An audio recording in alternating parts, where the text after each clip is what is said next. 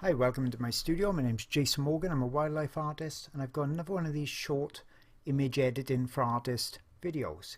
I'm using Pixlr, the free image editor, again for you all, because I know lots of you haven't got Photoshop or don't want to actually go out and purchase something that's that expensive. And this free image editor will do all of the basic things pretty much that you require or may want to do as an artist.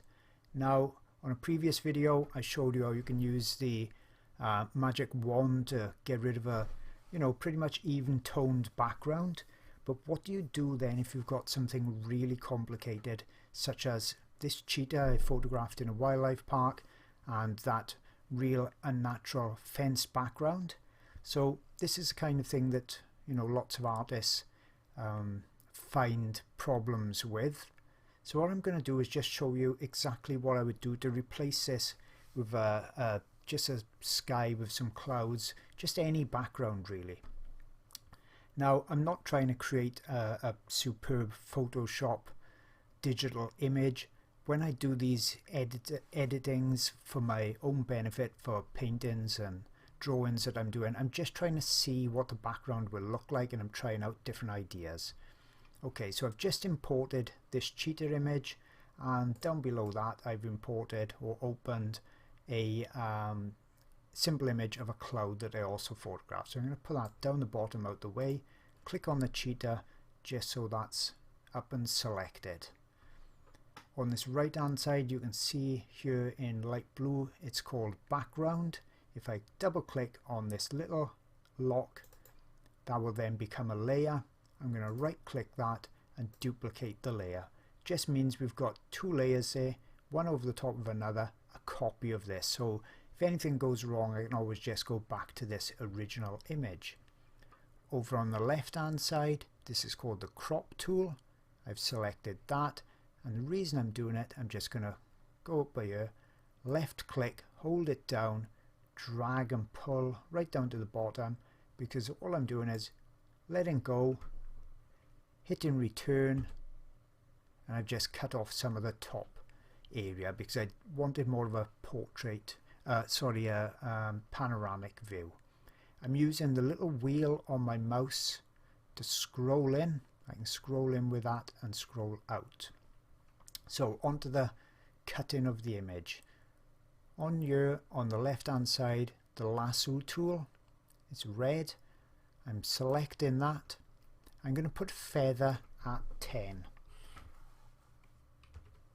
Feather is just the kind of hardness or blur of the edge when I'm drawing it. If I select it at 0, it's going to have a very hard cut out edge, just like a scissors going through paper. So you've got a choice here of a freehand lasso tool. So with that you can hold the left button down and then just try and trace it all around. But an easier option is the Polygonal lasso tool, and I'm going to just click that and show you how I work that. To zoom in, now I'm not worried about getting every individual hair. Like I said, I don't want that purpose for my art. So I'm zooming in on that little wheel on the mouse. What you've got to do then is, you can see on the lasso there's a little edge to it, the bottom edge. That's what we're going to be drawing with. If I hold down the Alt key, or in fact I don't need to hold that yet. If I just start clicking now around, you can see it's just creating a line. So I'm going to keep clicking just on the edge of the cheetah. Okay, now perhaps you think, well, I want to zoom in by here, but if you zoom in the edge goes wrong, as you can see. So if I go back to where I was, so say for instance I wanted to zoom in now, I hold down the shift key, a little plus comes up. Okay, so I can just go out the way by here now and then try and find the edge a bit where I started, double click, and I'll create that selection. Okay, now I can zoom in and out and it'll stay there. So if I zoom in, I'll go over to this grey bar on the side, so it'll allow me to go up a bit. Zoom in a bit more. So perhaps I wanted to look at the detail here. Now what I've got to do is hold down the shift key to get the plus. So we're adding an addition to the dotted marching ants, and I'm now going around the edge, adding to it. And you'll see what I mean by adding now. So if, for instance, here I'm clicking. If I go down, around, back up to where I was starting almost, double click, I've still got that shift button down. You see how it's added to it? So you can just add like that, double click, and that's added to that selection. So all inside the marching ants is selected. Okay, so all I'm going to do is continue with that. So shift down, get the plus, get the edge here, start clicking and adding to it. So that's going to take me, I'm not going to be too accurate. I'm just doing it to demonstrate.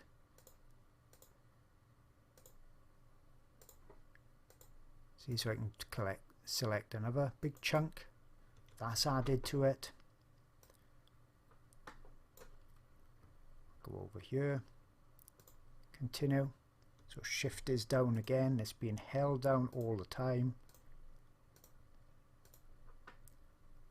I'll just do some longer lines now just so I can do this a bit quicker for you. Now if I scroll down now to get down to the bottom, all the lines are going to go out wrong again. So what I'll do is select this big chunk, double click. Now I can scroll down and even use that wheelie button, scroll on my mouse to zoom out.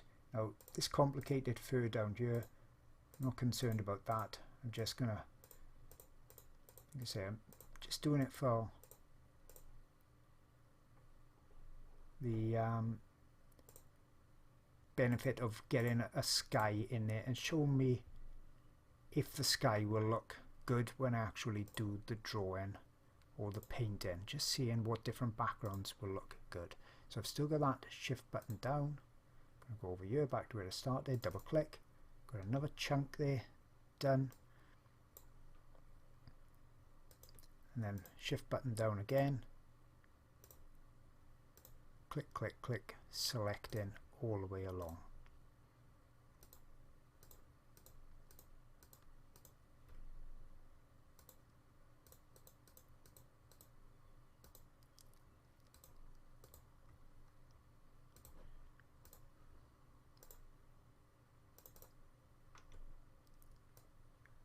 Last section's this bit of the face. I can start up by here if I wanted to, plus coming up, so shift is down, round the nose, round the chin,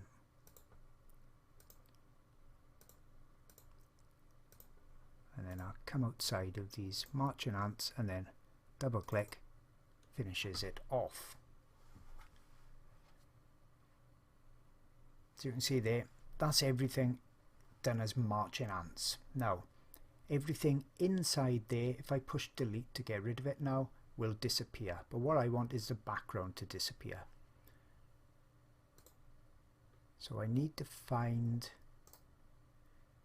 if I right click inside, I've got the option to invert selection. Inverted the selection.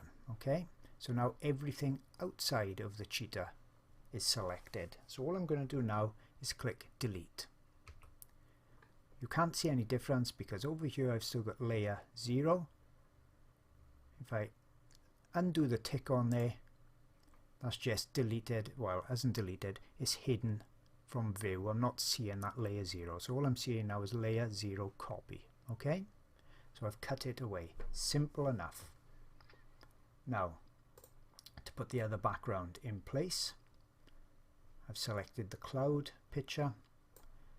I'll then going to double click that to make it a layer, and I'm going to left click and drag this over and drop it. Simple. See the marching ants? That's showing me where the cheetah is. So all I've got to do now is select the cheetah layer, drop it on top. Simple as that.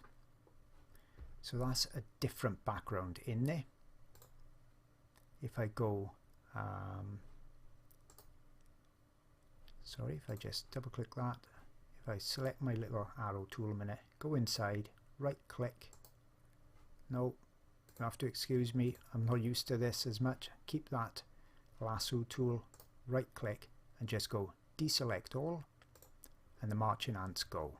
Okay, if for instance now I want to make this go a little bit lighter or darker or match in with the background more, a simple one is adjustments, levels, and in this instance I'm going to adjust the middle level. So I've got this little grey box here, I'm just going to drag that down to the right a bit. You can see I can go all the way up to make it lighter, make it darker.